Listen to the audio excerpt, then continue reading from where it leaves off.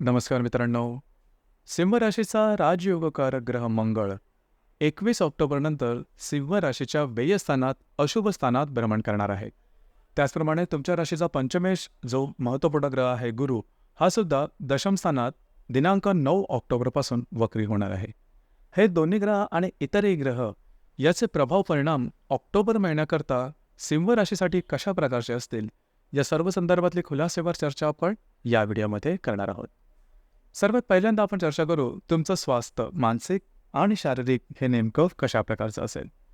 जसं की तुमच्या राशीचा जो स्वामी आहे रवी, जो की तुमच्या द्वितीय स्थानामध्ये भ्रमण करतोय दिनांक 18 तारखेनंतर, हा जो रवी आहे हा तुमच्या तृतीय स्थानामध्ये भ्रमण करेल. याचप्रमाणे तुमच्या राशीचा जो षष्ठेश आहे शनी, जो की तुमच्या सप्तमात भ्रमण करतो आहे, तो वक्री झालेला आहे. याचप्रमाणे राशीचा जो अष्टमेश आहे गुरु, जो की तुमच्या दशम स्थानामध्ये भ्रमण करतोय दिनांक 9 तारखेनंतर हा वक्री होणार आहे. एकंदरीतच सांगायचं झालं तर हा जो महिना आहे तर साधारण या महिन्याच्या 20-22 तारखेनंतर तुम्ही बऱ्याच प्रमाणात ॲक्टिव्ह होणार आहात. नवीन नवीन संकल्प हातात घेतले जातील. थोडासा स्ट्रेस जास्त दिसेल. फिरणं वगैरे जास्त होईल. खास करून 20-22 तारखेनंतर तुमचं फिरणं वगैरे जास्त होईल. महत्त्वपूर्ण कामं करण्याकडे कल राहील. थोडासा स्ट्रेस जाणवू शकेल. परंतु तुमची जी राशी आहे ती स्ट्रेस सहन करणारी आहे. त्यामुळे धावपळ थोडीशी दगदग जाणवेल. या महिन्याचा 20-22 तारखेच्या नंतरचा जो कालावधी आहे यामध्ये तुम्ही बऱ्याच प्रमाणात ॲक्टिव्ह राहणार आहात. यानंतर आपण चर्चा करणार आहोत तुमचा आर्थिक स्थैर्याबद्दल. आर्थिक स्थैर्याच्या संदर्भात सांगायचं झालं तर 3 जे ग्रह आहेत ते सगळ्यात महत्त्वपूर्ण आहेत. पहिला आहे बुध, जो की तुमचा लाभेश आणि धनेश आहे. दुसरा आहे गुरु, जो की तुमचा पंचमेश आणि अष्टमेश, आणि सगळ्यात महत्त्वाचा ग्रह म्हणजे मंगळ, जो की तुमचा राजयोगकारक भाग्येश आणि चतुर्थेश आहे. बुधाबद्दल सांगायचं झालं तर बुध हा तुमच्या द्वितीय, तृतीय आणि चतुर्थ स्थानामध्ये भ्रमण करणार आहे. आणि जो गुरु आहे तो तुमच्या दशम स्थानात वक्री आहे. याचप्रमाणे जो मंगळ आहे साधारण 21 तारखेनंतर तुमच्या व्यय स्थानात भ्रमण करणार आहे.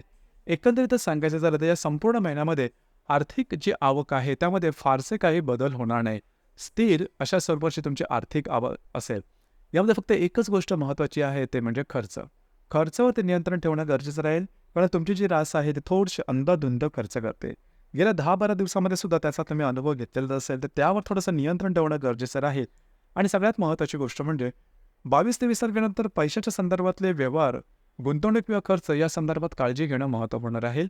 त्या संदर्भात तुमचे अंदाज चुकण्याची शक्यता बऱ्याच प्रमाणात आहे. खास करून जर तुम्ही शेअर मार्केटमध्ये ट्रेड करत असाल तर साधारण 20-22 तारखेनंतर कुठल्याही प्रकारचे महत्त्वपूर्ण ट्रेड किंवा मोठे निर्णय रिस्क घेऊ नका. यानंतर चर्चा करणार आहोत तुमचं गृहसौख्य नेमकं कशा प्रकारचं असेल. जसं की तुमच्या राशीचा जो चतुर्थेश आहे मंगळ, जो की तुमच्या लाभ स्थानामध्ये भ्रमण करतो 21 तारखेनंतर व्ययात भ्रमण करेल. तर साधारणतः दिनांक 20-22 तारखेनंतरच्या कालावधीमध्ये घरातल्या ज्या व्यक्ती असतील त्यांच्या छोट्या मोठ्या कारणांमुळे वादविवादाचे प्रसंग निर्माण होतील, त्याकडे थोडंसं लक्ष देणं महत्त्वपूर्ण राहील. याचप्रमाणे तुमच्या राशीचा जो पंचमेश आहे, लव्ह लाईफबद्दल सांगायचं झालं तर तुमच्या राशीचा जो पंचमेश आहे हा पंचमेश तुमच्या दशम स्थानामध्ये भ्रमण करतोय. 9 तारखेनंतर वक्री होणार आहे. जर तुम्ही कोणाच्या रिलेशनशिपमध्ये असाल साधारणतः 10-12 तारखेनंतर छोट्या मोठ्या कारणाने थोडेफार मतवैचित्र वगैरे अशा गोष्टी दिसून येतील. खास करून ज्या गर्भवती महिला आहेत त्यांनी साधारणतः 20-22 तारखेनंतर स्वतःच्या आरोग्याकडे लक्ष देणं गरजेचं राहील. अनपेक्षितपणे काही गोष्टी थोड्याशा टोकाच्या वगैरे जाणवू शकतील किंवा तसा काही थोडाफार अनुभव येऊ शकतील. लगेचच्या लगेच डॉक्टर इलाज करणं गरजेचं राहील. जे विद्यार्थी वर्ग आहेत त्यांनी सुद्धा प्रयत्नावरती जास्त भर देणं गरजेचं राहील. याचप्रमाणे वैवाहिक जीवनाबद्दल सांगायचं झालं तर तुमच्या राशीचा जो सप्तमेश आहे शनी, जो की वक्री आहे, साधारणतः वैवाहिक जोडीदाराच्या आरोग्याकडे लक्ष देणं अत्यंत आवश्यक राहील. वैवाहिक जोडीदाराच्या आरोग्याच्या संदर्भातले त्रास 22-23 तारखेनंतर जास्त प्रमाणात जाणवतील, ज्याकडे थोडंसं लक्ष देणं महत्त्वपूर्ण राहील. याचप्रमाणे कार्यक्षेत्राच्या संदर्भात सांगायचं झालं तर तुमच्या राशीचा जो कर्मेश आहे शुक्र, जो की तुमच्या तृतीय स्थानामध्ये भ्रमण करतोय, 14 तारखेनंतर चतुर्थात येणार आहे. आणि दशम स्थानामध्ये गुरु जो ग्रह आहे तो वक्री सुद्धा होणार आहे. खास करून या महिन्याच्या साधारणतः 15-16 तारखेपर्यंत तुम्ही बऱ्याच प्रमाणात ॲक्टिव्ह राहाल. कार्यक्षेत्राच्या संदर्भात फिरणं वगैरे जास्त होईल. तुमची थोडीशी दगदग वगैरे झाल्यासारखी वाटेल. तुम्हाला तसं जाणवू वाटेल की साधारणतः तुमच्याकडून काम जास्त करून घेतलं जात आहे, परंतु त्याकडे लक्ष देऊ नका. थोडासा हा नेहमीचाच असा भाग समजा आणि या भावनेच्या आधी मात्र चुकीचे निर्णय घेऊ नका. ही गोष्ट अतिशय महत्त्वपूर्ण राहील.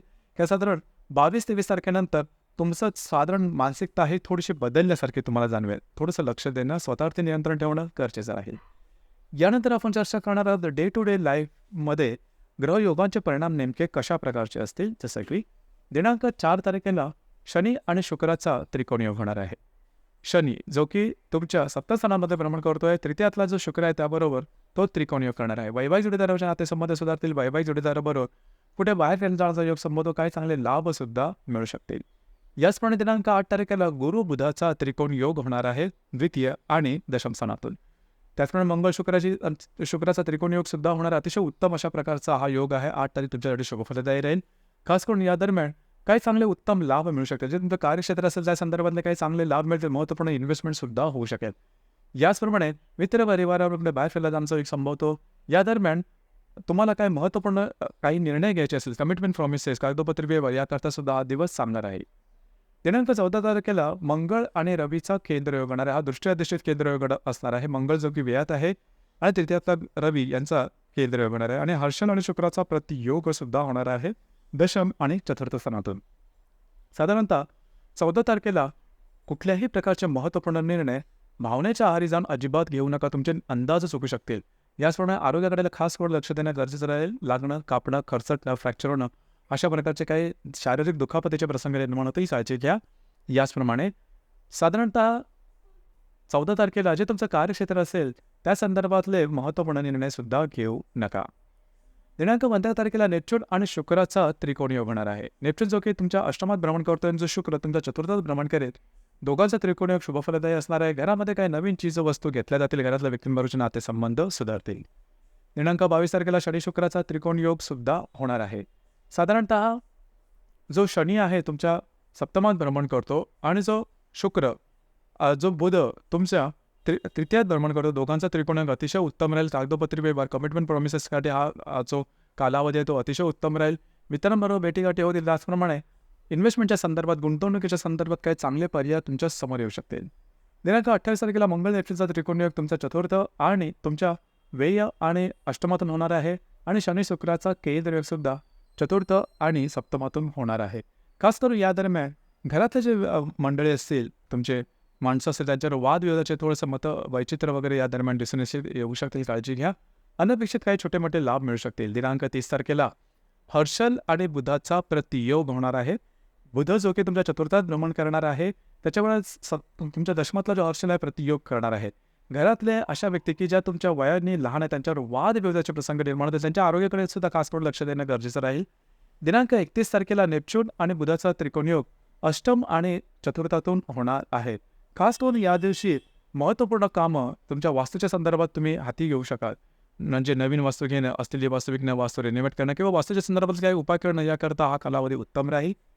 या महिन्याचे जे अमावास्या आहे ते साधारणतः तुमच्या द्वितीय स्थानामध्ये 2 तारखेला होणार आहे आणि जी पौर्णिमा आहे ती 17 तारखेला आहे. अमावास्या म्हणजे 2 तारखेला आर्थिक व्यवहार थोडे टाळणं गरजेचं राहील. तुमचे आर्थिक व्यवहार चुकीचे ठरतील, मग ते गुंतवणूक असतील किंवा खर्च.